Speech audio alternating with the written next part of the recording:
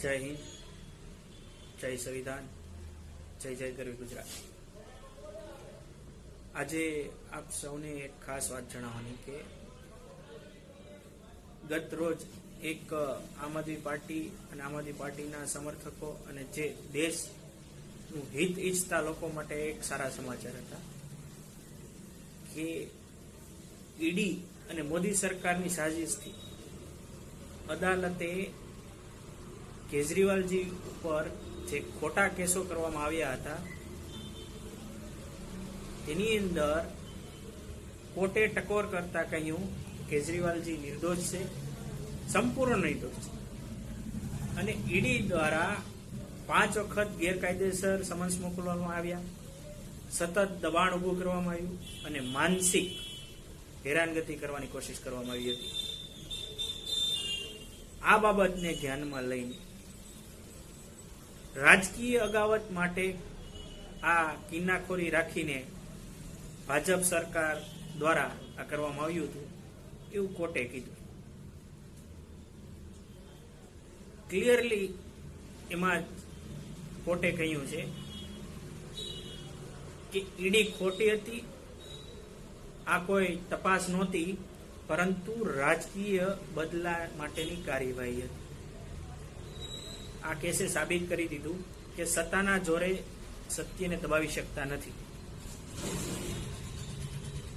લોકશાહી પર હુમલો લાંબો ચાલતો નથી। કહેવત છે ને, ભગવાનના ઘરે દેર છે પણ અંધેર નહીં।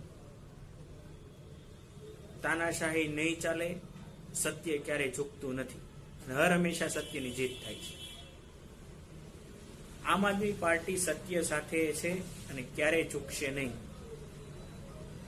આમ આદમી પાર્ટીના તમામ કાર્યકર્તા પદાધિકારી અરવિંદ કેજરીવાલજીના નેતૃત્વ હેઠળ આ દેશ અને આ જનતાના જનહિત માટે રાત દિવસ લોકોનું કેમ ભલું થાય, દેશનું કેમ ભલું થાય એના માટે કાર્યરત છે।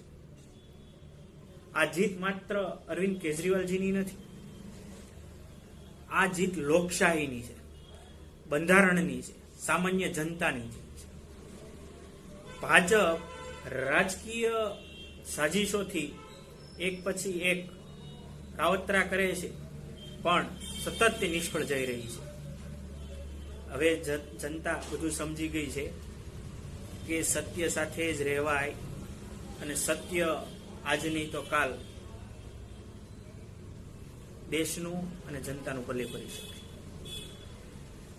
જનતા અત્યારે અન્યાય સામે અવાજ ઉઠાવતી થઈ ગઈ છે, કારણ એને ખબર પડી ગયું છે કે હવે અંતે તો સત્યની જીત થાય છે। ભાજપ ગમે એટલી તાનાશાહી કરે પણ ભાજપની આ તાનાશાહી સામે આમ આદમી પાર્ટી હર હંમેશા જનહિત માટે લડતી રહેશે અને લડતી રહી છે। અરવિંદ કેજરીવાલજીની સરકાર સારી રીતે કામ કરી રહી હતી, જનહિત માટે કામ કરી રહી હતી, ભ્રષ્ટાચાર મુક્ત દિલ્હીમાં શાસન આપ્યું હતું। એ સરકારને કેમ પાડવી એના માટે તમામ દિલ્હીની જનતાનું હિત ઈચ્છતા આમ આદમી પાર્ટીના નેતાઓ પર ખોટા કેસ કરીને જેલ હવાલે કરે। માં સત્યેન્દ્ર જૈનજી હોય, મનોજ સિસોદિયાજી હોય, અરવિંદ કેજરીવાલજી હોય, સંજયસિંહજી હોય, આ બધા પણ તમામ જગ્યાએ આ ભાજપ સરકાર અને તેની એજન્સીઓ ખોટી સાબિત થઈ છે। આ અમે નથી કહેતા, આ કોર્ટ કહે છે, કેમ કે આ ભાજપ સરકાર બદલાની રાજનીતિ કરે, ભાવનાથી કોઈ પર ખોટા કેસ કરે છે। આ ભાજપ સરકારે આમ આદમી પાર્ટીની સરકાર દ્વારા જનહિત માટે સારા કાર્યો કર્યા જે દિલ્હીમાં, એને ક્યારેય બિરદાવ્યા નથી કે એ થઈ રહેલા સારા કાર્યો ભારત દેશના બીજા રાજ્યો છે એમાં કેમ લાગુ કરવા એવું કોઈ દી નથી વિચાર્યું। પણ જે રાજ્યમાં જે કોઈ લોકો સારા કાર્ય કરતા હોય એને પકડીને કેમ જેલમાં નાખવા એ આ ભાજપ સરકાર કરે છે। ઇતિહાસમાં પહેલો બનાવ છે કે ચાલુ મુખ્યમંત્રીને જેલમાં પૂરવામાં આવ્યા હોય। શું ભાજપ સરકાર છે જેટલા રાજ્યોમાં તેના મુખ્યમંત્રીના નેજા હેઠળ ભ્રષ્ટાચાર નથી થતો? કેમ એની ઉપર કોઈ કાર્યવાહી થતી નથી? પણ આજે સત્યની જીત થઈ છે અને અમને ગર્વ છે કે અમારા નેતાઓ પર, કે જે નેતાના નેતૃત્વ હેઠળ અમે કામ કરી રહ્યા છીએ, જનતાનો અવાજ બની રહ્યા છે, જનતાના સુખાકારી માટે આગળ વધી રહ્યા છીએ, એ નેતા અમારા ઈમાનદાર છે. અને ઊંડ ભક્તોને ચોખ્ખું કહેવું, તમારા નેતાઓને ખાવા ખીચડી નહોતી અને ત્યાંથી અહીંયા પહોંચ્યા છે અને જાઓ જલાલી કરે છે, ત્યારે અમારા કેજરીવાલજી આયર્સની નોકરી છોડીને દેશ સેવા માટે આવેલા છે. આટલું તમારા મગજમાં જો બેસી જાય ને તોય તમે દેશભક્ત કહેવા લાયક છો. પણ તમારે આંધળી ભક્તિ કરવી જ ખરી.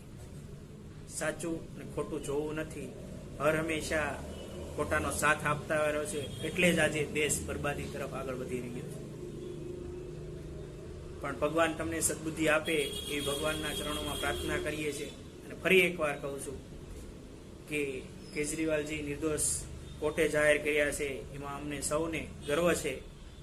અને એ બાબતને લઈને ગુજરાતની તમામ જનતાને હું અભિનંદન આપું છું કે જેઓ આમ આદમી પાર્ટીના હિતેશુ છે, કાર્યકર્તા, સપોર્ટર અને સમર્થક છે, તમામને શુભેચ્છાઓ પાઠવું છું.